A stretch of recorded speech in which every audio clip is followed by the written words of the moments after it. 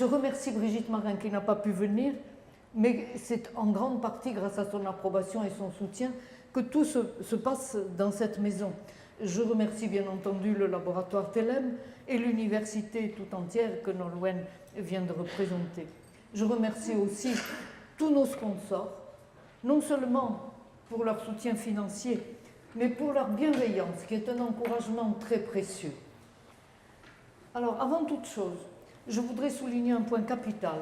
Les terribles événements de la semaine dernière confirment notre association dans son projet de solidarité méditerranéenne, bien au-delà de toute différence de religion, de nationalité, de culture. Nous devons plus que jamais travailler ensemble. Les femmes ont besoin de liberté. Liberté de se marier ou non, d'avoir des enfants ou non, de faire des études, de travailler, de militer, de s'exprimer en public. Mais par-dessus tout, elles sont les premières et les principales responsables de l'éducation des jeunes, en tant que mères d'abord, et aussi parce que les professions qu'elles choisissent sont souvent liées à l'enfance. Il leur appartient de préparer les enfants à vivre ensemble, dans le respect et la bienveillance réciproque. Elles devraient s'entraider et s'organiser dans ce but, en prenant comme étoile polaire cette maxime très ancienne que la fraternité républicaine a consacrée et que j'énoncerai en ces termes. Traite l'enfant de l'autre comme tu voudrais que l'autre traite ton enfant. Alors, en 5 minutes, pourquoi la maternité, pourquoi le travail, pourquoi l'ère méditerranéenne? Pourquoi la maternité d'abord? Notre association veut poursuivre sur ce sujet majeur une réflexion collective. Depuis les années 1970, les féministes de la deuxième vague ont mis la maternité entre parenthèses pour d'excellentes raisons. De leur temps, l'essentiel était de promouvoir le sujet femme. Elles ont su conquérir des droits essentiels qui devaient assurer l'égalité entre les femmes et les hommes. Bravo. Mais 40 ans après, nous constatons que l'égalité sociale, professionnelle, politique n'est toujours pas au rendez-vous. Tout simplement parce que la maternité pèse sur les femmes bien plus que la paternité ne pèse sur les hommes. Certes, les idées et les discours ont beaucoup évolué durant ce dernier demi-siècle, mais les pratiques semblent frapper d'inertie. Pourquoi? Peut-être parce que les sujets femmes gardent pour la plupart l'envie de devenir mère et même de profiter de leur bébé. Or, dans notre monde tel qu'il est, c'est un handicap quasi insurmontable. Il devient urgent donc de rouvrir les parenthèses et de repenser la maternité. Vous objecterez que les études prolifèrent sur la maternité, en sciences biologiques, médicales, juridiques, psychologiques, sociales. Tout le monde parle des mêmes. Oui, mais le grand défaut des discours savants, c'est que chaque spécialiste s'enferme dans sa compétence personnelle. À chacun son métier, disent-ils. Ce que nous appelons maternité mijote ainsi dans différentes sauces, mais le menu final ne s'améliore guère. Les principales intéressées restent à la peine et n'ont pas souvent voix au chapitre.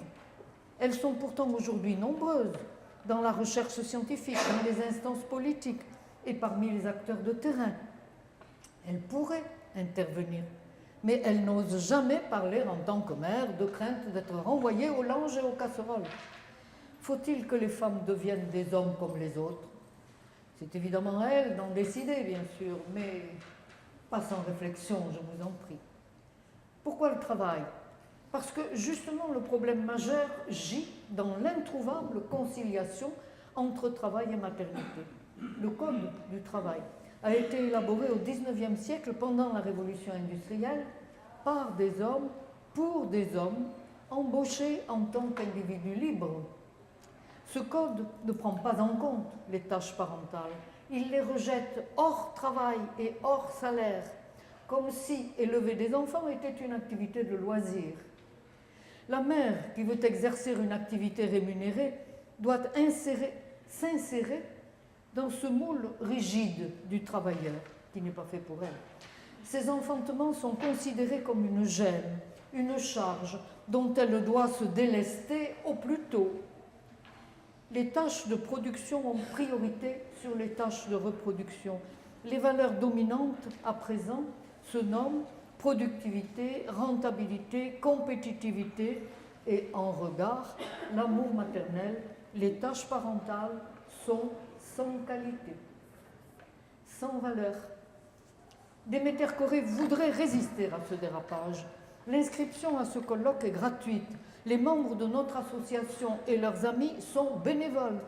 Empathie, gratuité, bénévolat sont les caractéristiques de ce que les anglo-saxons appellent le care, autre vision du monde.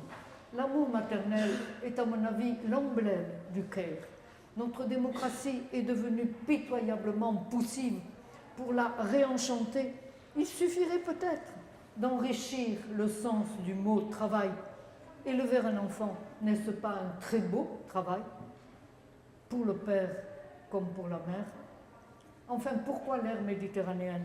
Eh bien parce que depuis la plus haute antiquité, la mère et la maternité y sont vénérées. De grandes déesses comme Isis et Déméter y ont fait l'objet d'un culte populaire très fervent pendant plus de 10 siècles. Ensuite, en milieu chrétien, Marie, mère du Christ, a été promue reine du ciel et de la terre, image resplendissante. Et dans bien des familles méditerranéennes, la mamma a conservé longtemps un prestige considérable et un pouvoir domestique bien réel. Certes, c'était au temps des fortes natalités, la réduction des naissances transforme partout, de fond en comble, les mœurs et les représentations. En outre, le développement économique d'une part et l'essor de la démocratie d'autre part attirent les femmes du côté de la vie publique. Mais les Méditerranéennes auraient tort de prendre l'Occident comme un modèle sous prétexte de modernisation. Les Occidentales ne sont pas des reines, elles ne cessent de se plaindre de leur sort.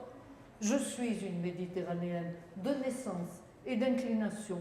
Je voudrais que les Méditerranéennes, mes sœurs, sachent inventer des solutions originales, innovantes, pour préserver conjointement, indissociablement, les droits du sujet femme et les droits du sujet mère et les droits du sujet père, bien sûr. Je termine en donnant d'excellentes nouvelles. Notre MMSH, Maison méditerranéenne des sciences de l'homme, accorde de plus en plus d'attention aux femmes de la Méditerranée. On vous l'a dit, 2 institutions notamment s'y consacrent, le GFEM, séminaire de recherche, et le GenderNet, regroupement qui fédère et mutualise des initiatives éparses. Vous entendrez leurs responsables demain. Eh bien, nous sommes au début de l'année 2015. Souhaitons aux femmes méditerranéennes une bonne et heureuse année.